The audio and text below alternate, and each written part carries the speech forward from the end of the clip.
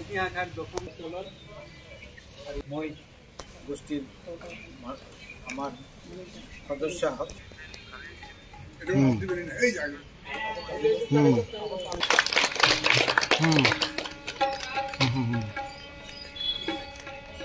প্ৰগতিৰ সাহিত্য আন্দোলন দীৰ্ঘ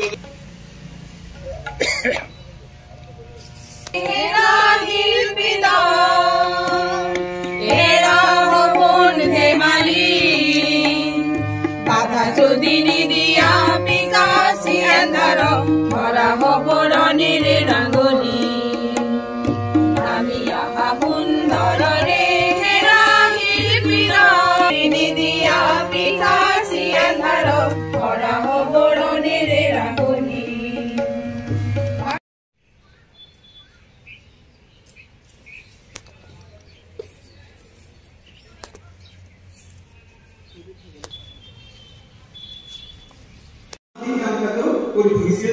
বিশিষ্ট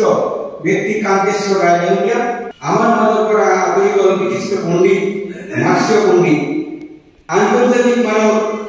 বিশিষ্ট সমালোচক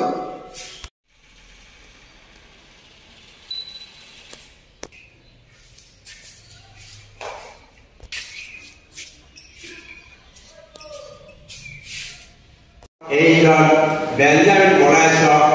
ফাঁচিঘাটত বলুমাৰ্গ ঠিক তেনেকুৱা কবিতা লিখাৰ কাৰণে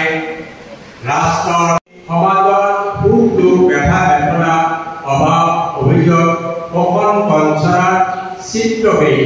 সমাজত সদায় সঠিকভাৱে তুলি ধৰিবলৈ চেষ্টা কৰে। অকল তুলি ধৰাই নহয়, সমাজৰ এই সমস্যাবিলাকৰ আশু সমাধান কিদৰে দিয়া যাব পাৰে তাৰো এক বাস্তৱসন্মত তেওঁলোকে দিশ দৰ্শন হিচাপে কাম কৰে। তেওঁলোকে জনমত গঠনৰ মাজেদি এই কামবিলাক কৰিবলৈ বিচাৰে আৰু এইদৰে সমাজ সচেতন দৃষ্টিভংগীৰে জনমত গঢ়ি তুলিবলৈ যাওঁতে তেওঁলোকৰ বহুতে ৰাষ্ট্ৰৰ সন্মুখীন হ'ব লগা হয়। কোনোবাই জেললৈ যাব লগা হয়, কোনোবাই হয়তো নিজৰ জীৱন আহুতি দিব লগা হয়।